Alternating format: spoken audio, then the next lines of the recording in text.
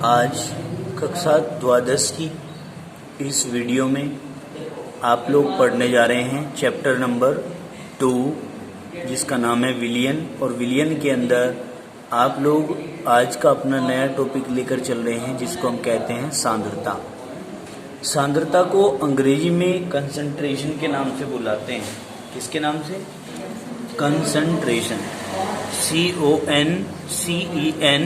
CONCENTRATION concentration. किसको बोलते हैं कंसंट्रेशन? किसी विलयन के 1 लीटर में उपस्थित विलेय की मात्रा विलयन की सांद्रता कहलाती है। क्या कहा? किसी विलयन के 1 लीटर में उपस्थित विलेय की मात्रा विलयन की क्या कहलाती है? सांद्रता कहलाती है।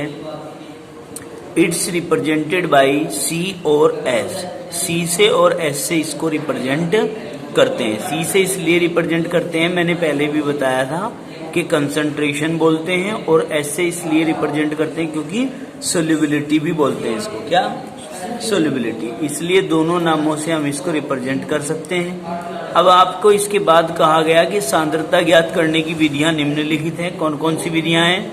देखिए, ये बातें समझने की हैं बहुत अच्छे से। प्रतिशत के पदों में, काहे के पदों में? प्रतिशतता के पदों में। प्रतिशतता के पदों में। देखिए कैसे?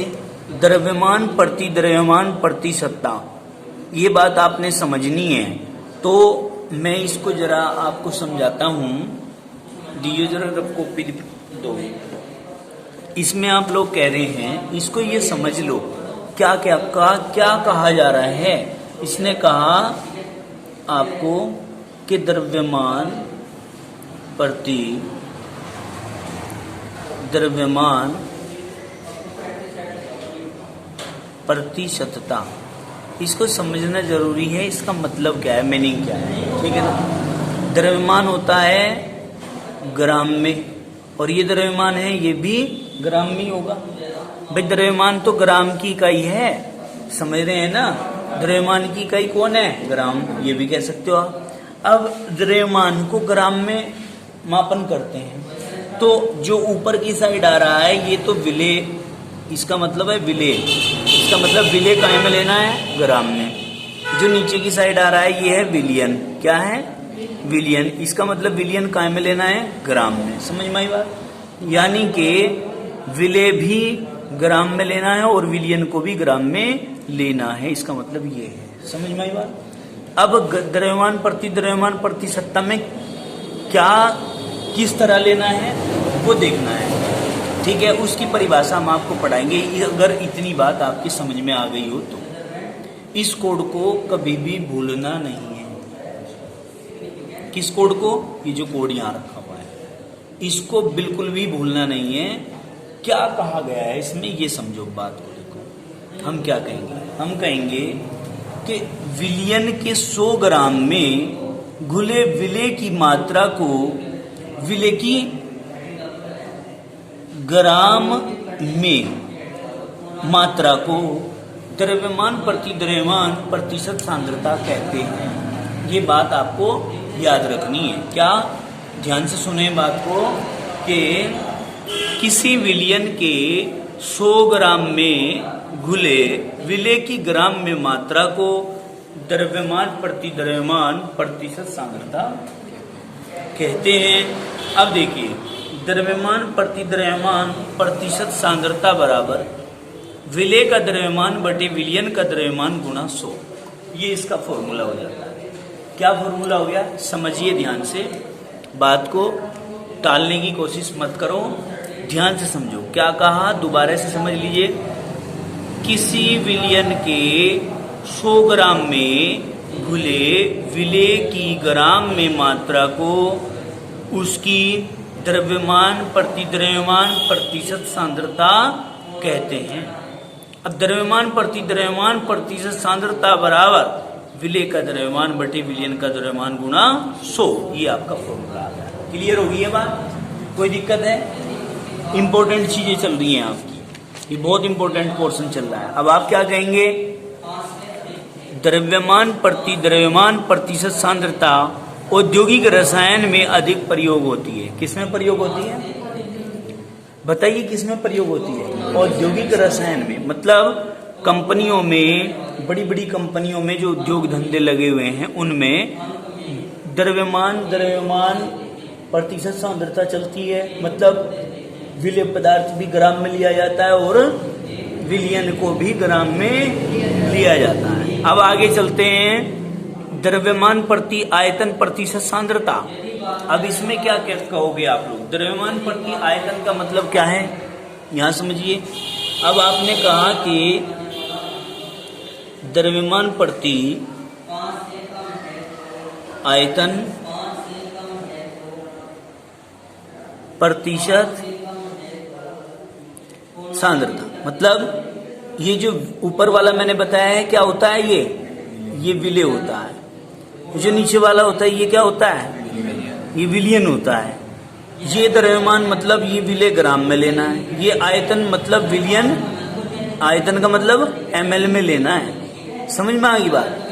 कोई दिक्कत तो नहीं है? तो आप क्या कहेंगे, परिभाषा क्या बनेगी? परिभाषा समझो। अब ये बातें मैंने समझा दी आपको। अब इसके बाद आप लोग इसको नोट भी कर लेंगे, जब आप अपने नोट्स में लिखेंगे इसे तो आप इसे नोट भी कर लेंगे। शायद इसका PDF तो नहीं गया है ना आपके पास? चलिए कोई बात नहीं, चला जाएगा। इसको साथ के साथ नोट कर लेना। जितनी वीडियो पढ़ा करोगे, जितनी वीडियो देखा करोगे, उतनी ही वीडियो का काम आप अपनी कॉपी में किया करना। किससे? PDF से। देखिए हमने क्या कहा है, विलेय यानी कि द्रव्यमान की वजह से ग्राम में लेना है, विलयन को आयतन की वजह से ml में लेना है। ये पॉइंट है समझने के, वैसे नहीं याद होते हैं। तो आप क्या कहेंगे, देखो परिभाषा क्या बनेगी, किसी विलयन के आयतन का मतलब 100 ml में घुले विलेय की ग्राम में मात्रा को, ठीक है ना, द्रव्यमान प्रति आयतन प्रतिशत सांद्रता कहते हैं। क्या कहा, दोबारा सुनिए, किसी विलयन के 100 ml में घुले विलेय की ग्राम में मात्रा को, विलेय का ml लिया था, ग्राम में नहीं लिया था। क्यों लिया था? क्योंकि द्रव्यमान था वहां। और नीचे यहाँ आयतन है, मतलब ml है, तो मतलब क्या है, विलयन आयतन ml में लेना है। तो हम क्या कहेंगे, किसी विलयन के 100 ml में घुले विलेय की ग्राम में मात्रा को उस विलयन की द्रव्यमान प्रति आयतन प्रतिशत सांद्रता कहते हैं। द्रव्यमान प्रति आयतन प्रतिशत सांद्रता बराबर विलेय का द्रव्यमान ग्राम में बटे विलयन का आयतन ml में गुणा 100। विलेय का द्रव्यमान ग्राम में, विलयन का आयतन ml में गुणा 100, ये फॉर्मूला बन जाता है। ठीक है, अब आगे देखिए यूज क्या लिखेंगे, यूज काहे में यूज होता है इसका, उस चीज को देखना है। द्रव्यमान प्रति आयतन प्रतिशत सांद्रता को जैविक तथा औषधीय प्रयोगशालाओं में प्रयोग किया जाता है। किसमें भाई? बायो लेबोरेटरी के अंदर और मेडिसिनल लेबोरेटरी के अंदर इसको प्रयोग किया जाता है। समझ में आ गई बात? किस किस के अंदर? बायो लेबोरेटरी और मेडिसिनल लेबोरेटरी के अंदर इसको प्रयोग किया जाता है। कंफर्म होगी ये वैल्यू? अब आगे चलते हैं हम। आगे आता है आयतन प्रति आयतन प्रतिशत सांद्रता। अब इसका मतलब क्या होगा? अब तो आप लोगों को समझ में आ ही गई होगी बात। ये कह रहा है कि आयतन प्रति आयतन क्या जी? प्रतिशत सांद्रता। मतलब क्या हुआ इसका? मतलब इसका ये विलेय है और ये विलयन है, आयतन है, तो ये विलेय का ml लिया जाएगा ml में, आयतन विलयन है मतलब ये भी ml में लिया जाएगा। यही तो बात है। तो हम क्या कहेंगे अब? किसी विलयन के 100 ml में उपस्थित विलेय की ml में मात्रा को या ml में आयतन की सांद्रता को आयतन प्रति आयतन प्रतिशत सांद्रता कहते हैं। दोबारा ऐसे सुनिए, क्या बात कही गई है? बताइए क्या बात कही इन्होंने, बताओ। किसी विलयन के 100 ml में उपस्थित विलेय की ml में आयतन सांद्रता को आयतन प्रति सांद्रता कहते हैं। बताओ इतनी बात समझ में आई क्या? फॉर्मूला क्या है? आयतन प्रतिशत सांद्रता बराबर विलेय का आयतन ml में बटे विलयन का आयतन ml में गुना 100। ये फॉर्मूला हो गया। ये सारे के सारे न्यूमेरिकल में यूज होंगे, ध्यान रखना। कभी सोचो कि इनकी जरूरत नहीं पड़ने की, सबकी जरूरत पड़ेगी, सारे न्यूमेरिकल में यूज होने वाले हैं। ठीक है भाई, आगे चलते हैं। अब इसके बाद क्या करेंगे? यहां देखिए, ये है पीपीएम में सांद्रता। क्या है? पीपीएम में सांद्रता। पीपी, अब पीपी वो बच्चों वाली पीपी नहीं, कभी सोचे जैसे बचपन में हम पीपी चल रही है, वो नहीं। पीपीएम में सांद्रता मतलब पी से पार्ट, पी से पर और एम से मिलियन, मतलब पार्ट पर मिलियन। तो हम क्या कहेंगे? कंसंट्रेशन इन पार्ट पर मिलियन। समझ में आ गई बात? अब आगे देखिए क्या कहेंगे। किसी विलयन की 1 मिलियन ग्राम में, सुनिए बात, किसी विलयन के 1 मिलियन ग्राम में उपस्थित विलेय पदार्थ की ग्राम में मात्रा को उस पदार्थ की पीपीएम में सांद्रता कहते हैं। समझ में आई बात? पीपीएम मतलब पार्ट पर मिलियन। 1 मिलियन में कितने पार्ट हैं? तो इन्होंने ये कहा कि किसी पदार्थ के 1 मिलियन ग्राम में विलेय पदार्थ के ग्राम में जितनी मात्रा घुली हुई होती है उसको ही हम पीपीएम में सांद्रता कहते हैं। ठीक है, फॉर्मूला हो गया विलेय की पीपीएम में सांद्रता बराबर विलेय का द्रव्यमान ग्राम में बटे विलयन का द्रव्यमान ग्राम में गुना 10⁶। समझ में आ गई बात? अब देखिए दोबारा से, विलेय की पीपीएम में सांद्रता बराबर विलेय का द्रव्यमान ग्राम में बटे विलयन का द्रव्यमान ग्राम में गुना 10⁶। तो दिक्कत है क्या? अब आगे देखिए, पीपीएम में व्यक्त मात्रा बहुत ही कम होती है। क्या होती है भाई? पीपीएम में व्यक्त मात्रा बहुत ही कम होती है। ठीक है, बहुत ही कम, यानी कि 1 मिलियन में 1 ग्राम। 1 मिलियन कितना होता है आप समझ सकते हो? समझ में आई बात? उसमें 1 मात्रा, बहुत छोटी मात्रा है। तो इसने ये कहा कि ये मात्रा बहुत ही कम होती है, अतः यदि विलायक में जल हो तो जलीय विलयन में विलेय की सांद्रता पीपीएम में। भाई इसने कहा यदि विलायक में जल हो, विलायक के रूप में कौन हो? विलायक के रूप में जल हो तो जलीय विलयन में विलेय पदार्थ की सांद्रता पीपीएम में हम निकाल लेंगे। तो हम क्या करेंगे इसके लिए? हम करेंगे कि पीपीएम में सांद्रता बराबर क्या जी? पीपीएम में सांद्रता बराबर विलेय का द्रव्यमान ग्राम में बटे विलयन या जल का आयतन ml में गुना 10⁶। समझ में आएगा? क्या कहेंगे? पीपीएम में सांद्रता बराबर विलेय का द्रव्यमान ग्राम में बटे विलयन, या अगर जल ले रखा है विलयन के रूप में तो जल का आयतन ml में गुना 10⁶। ये आपका फॉर्मूला तैयार हो जाएगा। कोई दिक्कत है? ये भी हो गया। अब आगे चलते हैं। इसके बाद शक्ति या ग्राम प्रति लीटर में सांद्रता। क्या जी? शक्ति या ग्राम प्रति लीटर में सांद्रता। शक्ति क्या होती है? पावर, पावर को ही तो बोलते हैं। या ग्राम प्रति लीटर में सांद्रता, यानी कि लीटर में कितने ग्राम घुले हुए हैं तो शक्ति निकल जाएगी। सीधा सा यहीं से ही निकल जाता है। ये समझ भी आ रहा है भाई? लीटर में कितने ग्राम घुले हुए हैं तो शक्ति निकल जाएगी। आई नहीं समझ में? अब हम क्या कहेंगे? किसी विलयन की 1 लीटर में जितने ग्राम विलेय घुला होता है। भाई क्या कहा बेटे? कि किसी विलयन के 1 लीटर में जितने ग्राम विलेय घुला हुआ होता है उसे उसकी शक्ति या ग्राम प्रति लीटर में सांद्रता कहते हैं। क्लियर होगी बात? आगे चलिए। शक्ति या ग्राम प्रति लीटर में सांद्रता बराबर क्या? शक्ति या ग्राम प्रति लीटर में सांद्रता बराबर विलेय की मात्रा ग्राम में बटे विलियन का आयतन लीटर में। क्या कहा भाई? विलेय की मात्रा ग्राम में बटे विलियन का आयतन लीटर में। क्लियर होगी बात? आगे चलते हैं। नॉर्मलता। नॉर्मलता किसको कहते हैं? समझ सकते हो आप लोग। नॉर्मलिटी। नॉर्मलिटी किसको कहेंगे? किसी विलियन के 1 लीटर में घुले विलेय के ग्राम तुल्यांकों की संख्या को विलियन की नॉर्मलता कहते हैं। नॉर्मलता की बात करें आप, मोस्ट इंपोर्टेंट टॉपिक है।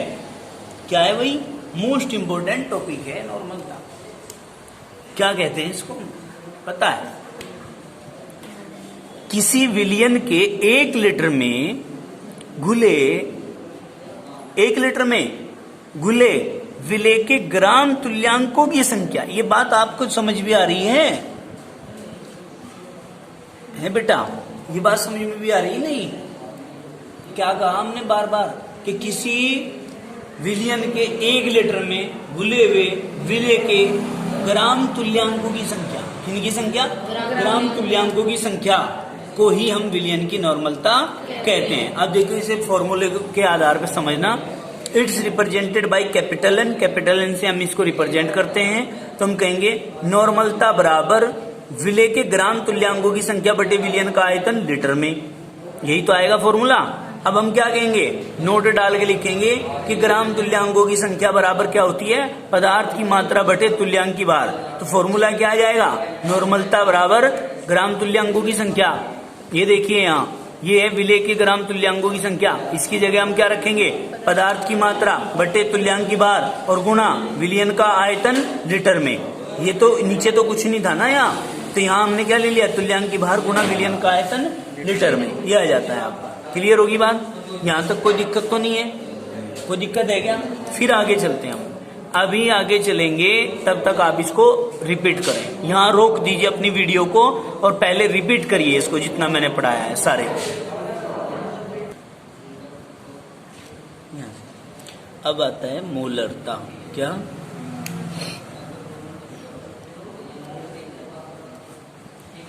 मोलरता होती है मोलरिटी। मोलरिटी। अब मोलरिटी किसको कहते हैं? 1 लीटर में विलेय के जितने मोल घुले होते हैं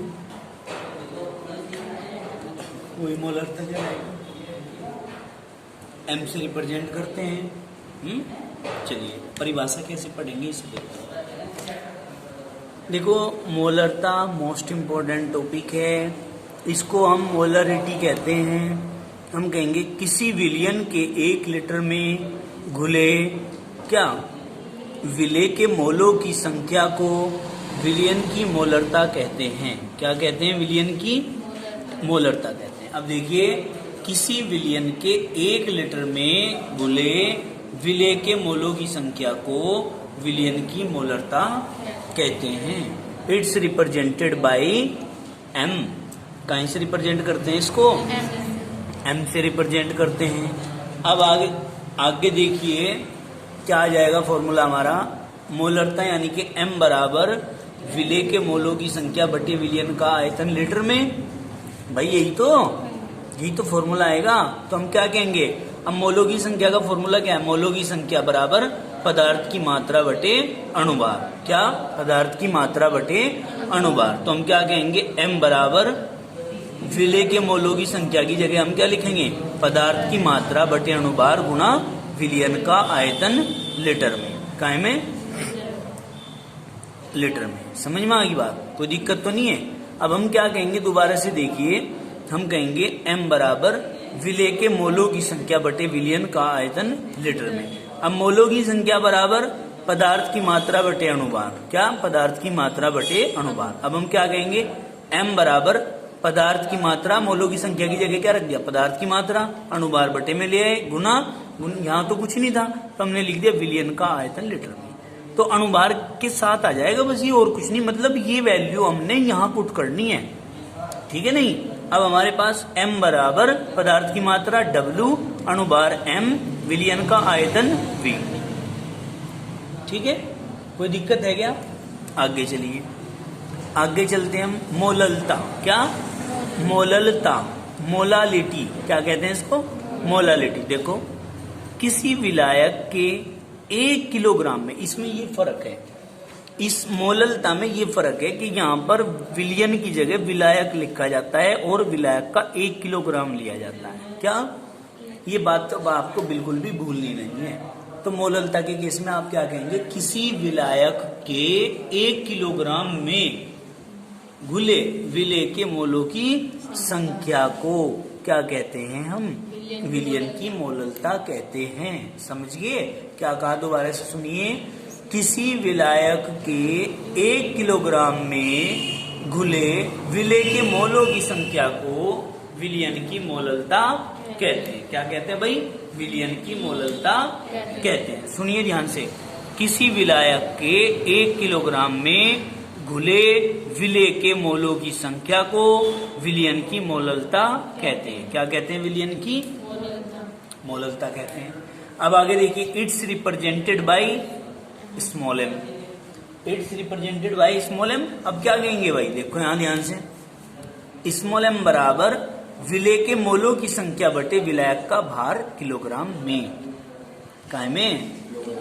किलोग्राम में। सुनिए ध्यान से, विलेय के मोलों की संख्या बटे विलायक का भार किलोग्राम में। अब हम क्या कहेंगे? स्मॉल एम बराबर विलेय के मोलों की संख्या, फॉर्मूला वही रखेंगे पहले, पदार्थ की मात्रा बटे अणुभार गुना विलायक का भार किलोग्राम में। ये आपका फॉर्मूला आ जाएगा। अब हम क्या कहेंगे? नोट डाल के हम क्या लिखेंगे कि स्मॉल एम पर ताप परिवर्तन का कोई प्रभाव नहीं पड़ता। स्मॉल एम मतलब मोललता पर। किस पर? मोललता पर ताप परिवर्तन का कोई भी प्रभाव नहीं पड़ता है। ठीक है, देखिए ये टॉपिक यहाँ तक फिनिश हो गए। दोबारा से सुनिए, हमने सबसे पहले पढ़ा नॉर्मलता। नॉर्मलता में हमने क्या कहा? किसी विलियन के 1 लीटर में घुले विलेय के ग्राम तुल्यांकों की संख्या को उस विलियन की नॉर्मलता कहते हैं। समझ में आ गई बात? फिर इसके बाद आया मोलरता। मोलरता में हमने क्या कहा? किसी विलियन के 1 लीटर में घुले विलेय के मोलों की संख्या को उसकी मोललता कहते हैं। समझ में आ गई बात? कोई दिक्कत तो नहीं है? फिर मोललता भाई बात, मोललता, मोलालिटी, LITY, मोलालिटी। इसमें क्या कहा? किसी विलायक के 1 किलोग्राम में घुले विलेय के मोलों की संख्या को उस विलियन की मोलालिटी कहते हैं। मोलालिटी में हमने कहा कि मोलालिटी पर ताप परिवर्तन का कोई भी प्रभाव नहीं पड़ता है। इसके बाद आता है बेटे विशिष्ट घनत्व। क्या आता है? सभी प्यारे भैया बहन इस बात को समझेंगे कि विशिष्ट घनत्व क्या होता है। देखिए, किसी विलियन के 1 ml का द्रव्यमान, किसका? किसी विलियन के 1 ml का द्रव्यमान क्या कहलाता है? उसका विशिष्ट घनत्व कहलाता है। ठीक है जी, किसी विलियन के 1 ml का द्रव्यमान उसका विशिष्ट घनत्व कहलाता है। हम कहेंगे विशिष्ट घनत्व बराबर विलियन का द्रव्यमान बटे विलियन का आयतन। क्या कहेंगे? विशिष्ट घनत्व बराबर विलियन का द्रव्यमान बटे विलियन का आयतन। ये हो जाएगा। क्लियर? कोई दिक्कत तो नहीं है? अब आगे चलो, रोह बराबर M/V आ जाएगा। समझ गए क्या भाई? विशिष्ट घनत्व बराबर विलियन का आयतन बटे विलियन का द्रव्यमान बटे विलियन का आयतन आ रहा था फॉर्मूला। हमने कहा विलियन का द्रव्यमान M है और विलियन का आयतन V है। ये फॉर्मूला आ गया घनत्व के बराबर। अब आगे चलिए, ग्राम तुल्यांक की भार को पढ़िए। क्या होता है ग्राम तुल्यांक की भार?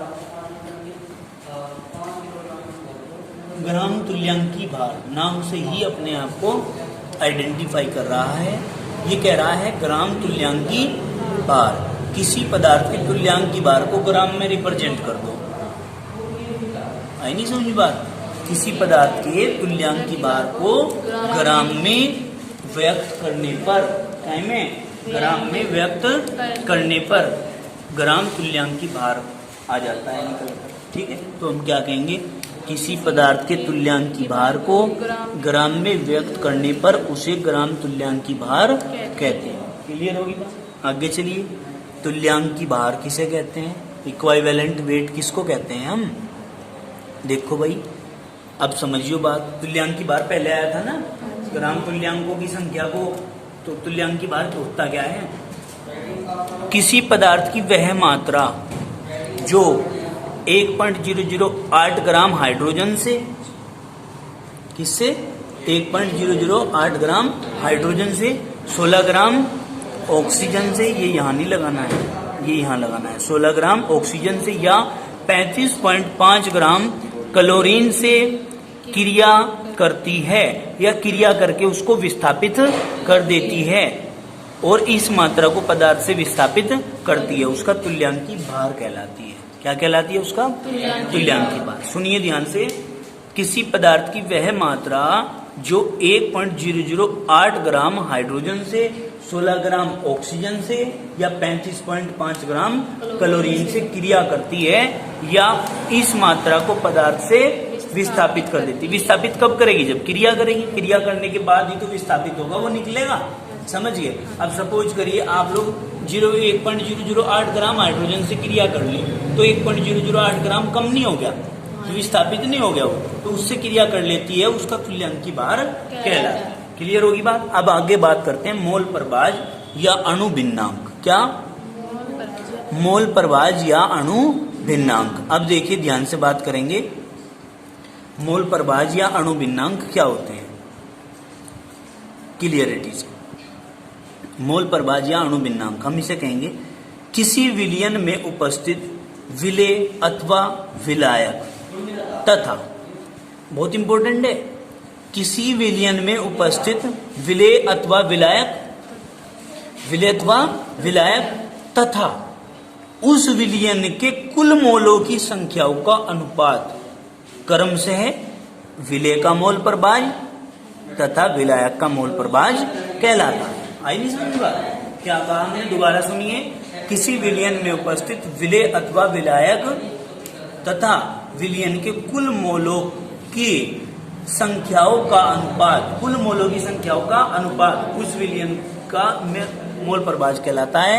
अगर विलेय का मोल प्रभाज कह रहे हैं तो विलेय का मोल प्रभाज, विलायक का मोल प्रभाज निकाले तो विलायक का मोल प्रभाज कहलाता है। समझ में आई बात? फॉर्मूला, यदि किसी विलयन में उपस्थित विलेय के मोलों की संख्या स्मॉल एन, विलेय को स्मॉल एन से, विलेय को स्मॉल एन से तथा विलायक के मोलों की संख्या को कैपिटल एन से रिप्रेजेंट करते हैं तो हम क्या कहेंगे? विलेय का मोल प्रभाज बराबर विलेय के मोलों की संख्या बटे विलेय प्लस विलायक के कुल मोलों की संख्या। समझ में आ गई बात? आया नहीं समझ में भाई? है? अब आप कहेंगे विलेय का मोल प्रभाज बराबर क्या आ गया ये? भाई विलेय के मोलों की संख्या को स्मॉल एन से और विलेय के मोलों की संख्या को स्मॉल एन से प्लस विलायक के मोलों की संख्या को कैपिटल एन से रिप्रेजेंट करते हैं। ये आपका फॉर्मूला आ जाता है। बताइए इतनी बात समझ में क्या? आगे चलते हैं। इसी प्रकार यदि विलायक का मोल प्रभाज निकालना है तो हम क्या कहेंगे? विलायक का मोल प्रभाज बराबर विलायक के मोलों की संख्या तथा विलेय प्लस विलायक के कुल मोलों की संख्या का जो अनुपात होता है वो क्या कहलाता है? वो क्या कहलाता है भाई? विलायक का मोल प्रभाज कहलाता है। अब विलयन देखो ये गड़बड़ कर रखी है, यहाँ विलायक का है, विलायक का, किसका? विलायक का मोल प्रभाज। ठीक है, विलायक का मोल प्रभाज बराबर capital N upon capital N plus small n, यानी कि विलायक के मोलों की संख्या प्लस विलेय के मोलों की संख्या, और इसका अनुपात जो होता है वो विलायक का मोल प्रभाज कहलाता है। समझ में आ गई बात? अब आगे चलते हैं, क्या कहेंगे हम? विलयन में उपस्थित विलेय व विलायक के मोल प्रभाजों का योग सदैव एक होता है। क्या जी? विलयन में उपस्थित विलेय और विलायक के मोल प्रभाजों का अगर हम योग करेंगे तो कितना आएगा? एक। समझ में आ गई बात? ये याद रखने योग्य बातें हैं। अब देखिए सांद्रता की इकाइयों में संबंध क्या क्या है, याद रखने योग्य बातें हैं सभी भैया बहनों के लिए। ग्राम प्रति लीटर में सांद्रता व नॉर्मलता में संबंध, तो संबंध अगर आता है तो वो C बराबर N गुणा E आता है। अब C तो होता है कंसंट्रेशन मतलब सांद्रता, क्या होता है जी? सांद्रता। और N होता है क्या? नॉर्मलिटी मतलब नॉर्मलता। और E क्या होता है? इक्विवेलेंट वेट मतलब तुल्यांकी भार। बताइए इतनी बात समझ में आई क्या? तो ये संबंध होता है सब में, ठीक है, यानी कि C बराबर N गुना E, ये संबंध होता है। अब अगर बात करते हैं नॉर्मलता व मोलरता में संबंध, किसमें? नॉर्मलता व मोलरता में संबंध, तो फॉर्मूला आ जाएगा capital N upon small n बराबर M। इसमें जो ये नॉर्मलता है ये मोलरता है, स्मॉल n क्या है? अक्षारीयता या अम्लीयता, ठीक है, इसको बटे में रखना है। अब देखिए नोट डाल के कुछ बात लिखी हुई है इंपॉर्टेंट भैया बहनों के लिए। कोई भी अम्लीय विलयन जितने H+ आयन देता है वह उसकी अक्षारीयता कहलाती है, ठीक है। बहुत इंपॉर्टेंट बात बताई कि कोई भी अम्लीय विलयन जितने H+ आयन देगा वो उसकी क्या कहलाएगी? अक्षारीयता। तो अम्ल की क्या होती है? अक्षारीयता। देखो अम्लों की होती है अक्षारीयता और अक्षारों की होती है अम्लीयता। बताइए इतनी बात समझ, अक्षारों की क्या होती है? अम्लीयता, और अम्लों की क्या होती है? अक्षारीयता। बताइए इतनी बात समझ में आई या नहीं आई? अब आगे चलिए हम क्या कहेंगे, सेकंड पॉइंट, कोई भी अक्षारीय विलयन, क्या? कोई भी अक्षारीय विलयन जितने OH- आयन देगा वह उसकी अम्लीयता कहलाएगी, ठीक है। क्या कहा? कोई भी अक्षारीय विलयन जितने OH- आयन देगा वो उसकी क्या कहलाएगी? अम्लीयता। जितने H+ आयन देगा वो उसकी अक्षारीयता, यानी कि अम्लों की अक्षारीयता और अक्षारों की अम्लीयता। तो कोई भी अक्षारीय विलयन जितने OH- आयन देगा वो उसकी अम्लीयता होगी। समझ में आ गई बात? कोई दिक्कत है क्या? अब आगे चलते हैं, विलयन के अणुसंख्यक गुण पढ़ो आप लोग। विलयन के अणुसंख्यक गुण इंपॉर्टेंट पॉइंट है, ये भी बहुत खास चल रहा है आप लोगों का, इंटरेस्टिंग भी है, ठीक है ना। विलयन के अणुसंख्यक गुण कौन होते हैं? अणुसंख्यक गुण कौन होते हैं? विलयन के में भौतिक गुण जो उसके कणों की संख्या पे डिपेंड करते हैं वो उसके अणुसंख्यक गुण कहलाते हैं। सुनो ध्यान से, विलयन के में भौतिक गुण जो उस विलयन में उपस्थित विलय के कणों की संख्या पर निर्भर करते हैं। क्या जी? विलयन के में भौतिक गुण जो उस विलयन में उपस्थित विलय के कणों की संख्या पर निर्भर करते हैं अणुसंख्यक गुण कहलाते हैं। सुनिए ध्यान से, विलयन के में भौतिक गुण जो उस विलयन में उपस्थित विलय के कणों की संख्या, विलय के कणों की संख्या कितनी है, जितनी भी है उस पर डिपेंड करते हैं कौन? भौतिक गुण। किसके? विलयन के। दोबारा सुनो, विलयन के में भौतिक गुण जो उस विलयन में उपस्थित विलय के कणों की संख्या पर निर्भर करते हैं उस विलयन के अणुसंख्यक गुण कहलाते हैं। फॉर एग्जाम्पल, परासरण दाब, वाष्प दाब में अवनमन। परासरण दाब समझते हो क्या होता है? परासरण की क्रिया में जो विरोध उत्पन्न करने के लिए दाब लगता है, ठीक है, रुकावट डालने के लिए जो दाब लगता है। वाष्प दाब में अवनमन मतलब वाष्प दाब में कमी, अवनमन होती है कमी। कवथनांक में उन्नयन मतलब कवथनांक में होती है वृद्धि। हिमांक में अवनमन मतलब हिमांक में होती है कमी। तो ये सब भौतिक गुण हैं जो डिपेंड करते हैं विलय के कणों की संख्या पर, इसलिए ये सभी के सभी क्या कहलाते हैं? विलयन के अणुसंख्यक गुण कहलाते हैं। समझ में आ गई बात? कोई दिक्कत तो नहीं है? तो आज के लिए आप लोग इतना ही काफी रखेंगे, बाकी करेंगे कल। धन्यवाद सभी विद्यार्थियों से। मेरा निवेदन है, प्यारे भैया बहनों से, छात्रों से ये निवेदन है कि वो सभी के सभी मेहनत से पढ़ते रहें, अपने कार्यों को करते रहें और अपनी अपनी जो समस्याएं हैं उनको विद्यालय में आकर के पूछते रहें। धन्यवाद।